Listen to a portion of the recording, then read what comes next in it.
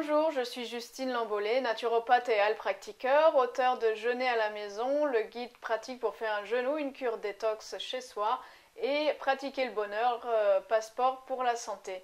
Je vais vous présenter aujourd'hui quelques conseils pour une grossesse harmonieuse au naturel. Donc tout d'abord, si vous êtes dans les premiers mois de grossesse, peut-être vous allez sentir une grande solitude autour de cette grossesse et c'est vrai que c'est une période un peu difficile, surtout si on n'a pas autour de soi de la famille, des amis qui ont eu des bébés récemment. Et c'est vrai qu'il y a très peu de rendez-vous médicaux, très peu de conseils durant cette période. Et c'est un peu une période où on a plein de questions auxquelles on ne trouve pas la réponse. Donc essayez vraiment de commencer dès cette période à faire des activités pour vous détendre, pour passer du bon temps, penser à vous. Au niveau de l'alimentation, bien sûr, il faut commencer dès cette période, si on ne l'a pas fait avant la grossesse, à manger beaucoup de fruits et légumes qui apportent toutes les vitamines, tous les nutriments, tous les minéraux.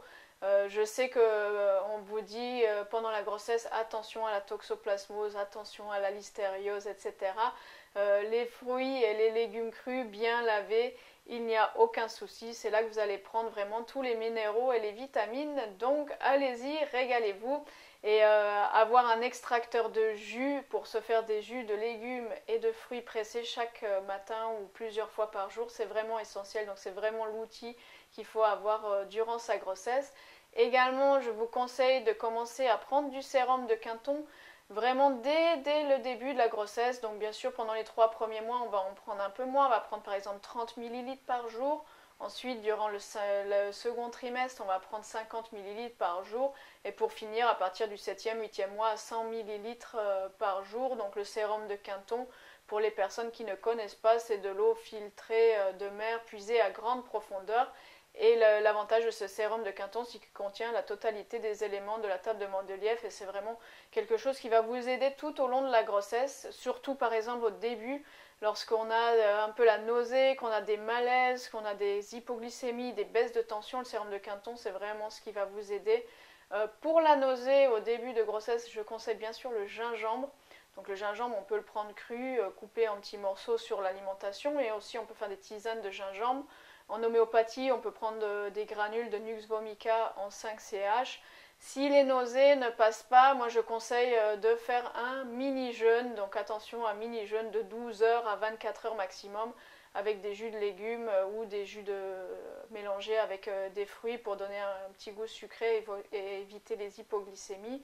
Donc le jeûne très court en début de grossesse n'est pas contre-indiqué, contrairement à ce que vont vous dire beaucoup de médecins. Si on le fait très court et dans des cas comme ça de nausée où on se sent vraiment pas bien, ça aide vraiment. Je l'ai pratiqué moi-même et c'est vraiment, après je me suis sentie mieux pendant plusieurs semaines. Donc voilà. Ensuite, durant ces 3 premiers mois de grossesse, c'est important de prendre de l'iode de bonne qualité. Pourquoi? Parce que la thyroïde de l'embryon, du fœtus, va se constituer durant les premières semaines de grossesse.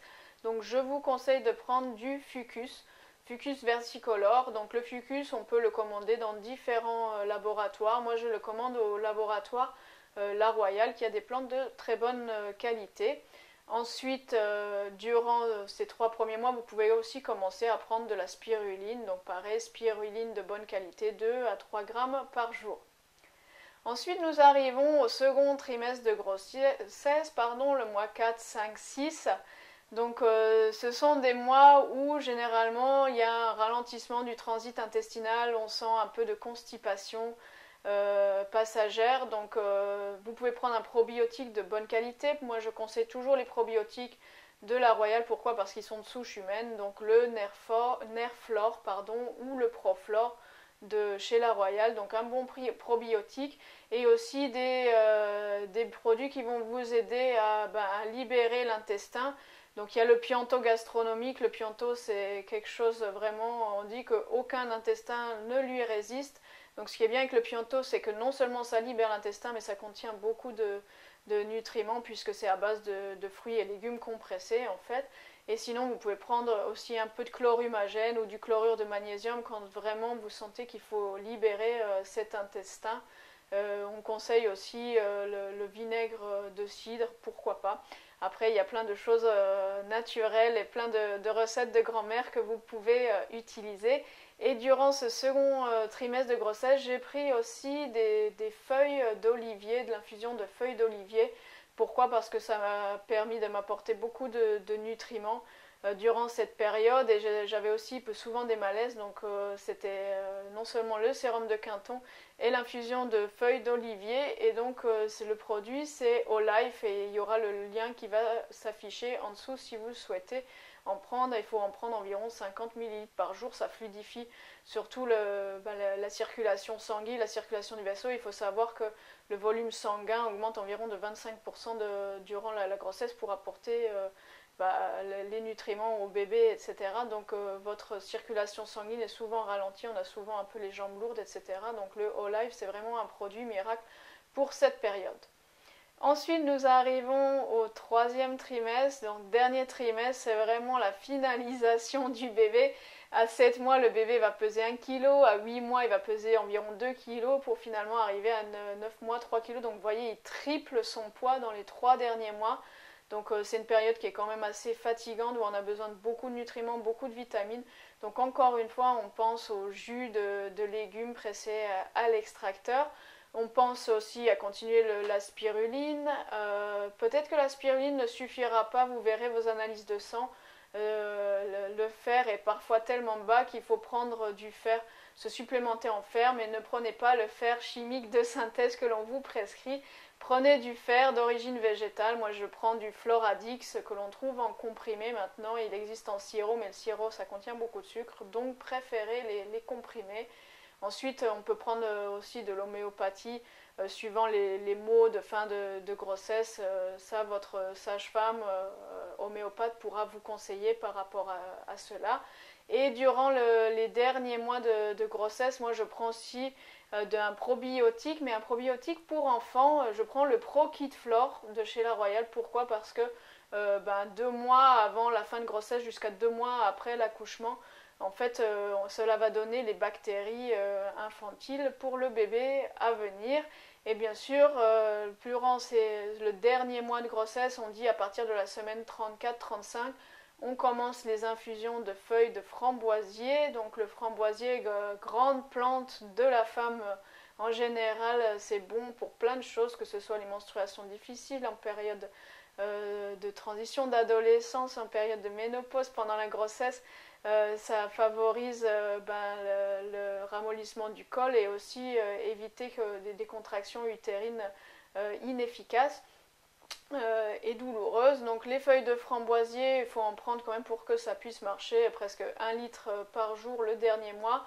Prendre de l'huile d'onagre en interne, bien sûr, et aussi on peut le mettre en externe 1 jour sur 2. Ça bien sûr pour favoriser les tissus qui soient bien détendus pour le jour de l'accouchement. Et ensuite il y a tous les systèmes qui permettent de préparer le périnée à l'accouchement, que ce soit les huiles de massage. Il y a l'huile de massage Velleda ou l'huile de millepertuis que l'on peut faire en massage du périnée. Il y a le système Epino qui est un système d'origine allemande qui permet de préparer le périnée à l'accouchement.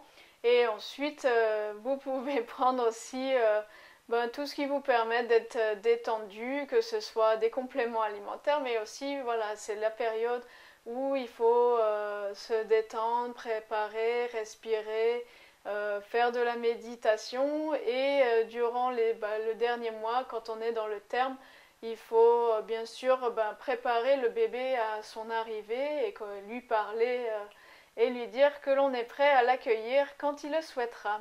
Voilà. Donc je vous souhaite une belle grossesse harmonieuse. Je vous souhaite de profiter de chaque instant et de vraiment être ouverte à ce qui se passe. Et parfois les maux physiques que l'on ressent pendant la grossesse, il faut savoir que c'est aussi par rapport à notre état d'esprit. Et par exemple, une petite anecdote, pendant le second trimestre de grossesse, j'avais souvent mal à l'estomac, de l'acidité d'estomac, le transit ralenti, etc. Et quand j'ai vraiment accepté les changements qui se passaient dans mon corps, que j'ai travaillé vraiment plus sur le psychologique, tout a été vraiment beaucoup plus fluide. Et il y a aussi une préparation à la naissance que je vous recommande vivement, c'est l'aptonomie, parce que c'est une méthode vraiment qui permet non seulement de préparer la naissance, mais qui aide vraiment beaucoup pendant la grossesse, et la maman et le papa qui du coup se sent beaucoup plus investi dans cette grossesse et qui voit le bébé vraiment de façon plus réelle. On dit souvent que les hommes ne réalisent pas le bébé qui vient avant qu'il soit là, donc l'aptonomie ça permet vraiment de le faire et de vivre cette aventure en famille et tous ensemble. Voilà, donc je vous souhaite de vivre une belle grossesse harmonieuse et de vivre le moment présent. Et surtout, de vous dire aussi qu'il y a des moments où on se sent très bien, d'autres moments où ça ne va pas. Et c'est vrai qu'on parle de la grossesse comme d'un moment où on est tout le temps rayonnant, tout le temps en pleine forme.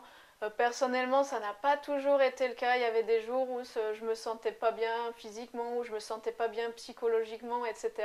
Donc ça, c'est normal aussi. Ne restez pas seulement sur les schémas que l'on veut bien vous proposer en vous disant que vous devez être toujours joyeuse et toujours heureuse et toujours en pleine forme. Il y a des hauts et des bas pendant la grossesse. L'essentiel, c'est d'être à l'écoute de ses sentiments, de pouvoir communiquer avec le bébé, de vraiment pouvoir lui parler de ce que l'on ressent, de pouvoir aussi le dissocier, par exemple quand on sent un sentiment de tristesse, de lui dire que voilà, qu'il n'est pas lié à notre tristesse, qu'il n'a rien à voir, etc. Ça l'aide aussi à ne pas vivre tous les sentiments de la mère d'une façon exacerbée. Et dans tous les cas, je vous souhaite une belle grossesse et un bel accouchement. Et pensez que vous avez toutes les capacités en vous et nous sommes programmés pour porter un enfant et délivrer un bébé, et que ce sont des compétences qui sont innées à la femme. Donc faites-vous confiance et libérez-vous. Je vous souhaite une très belle journée et à bientôt.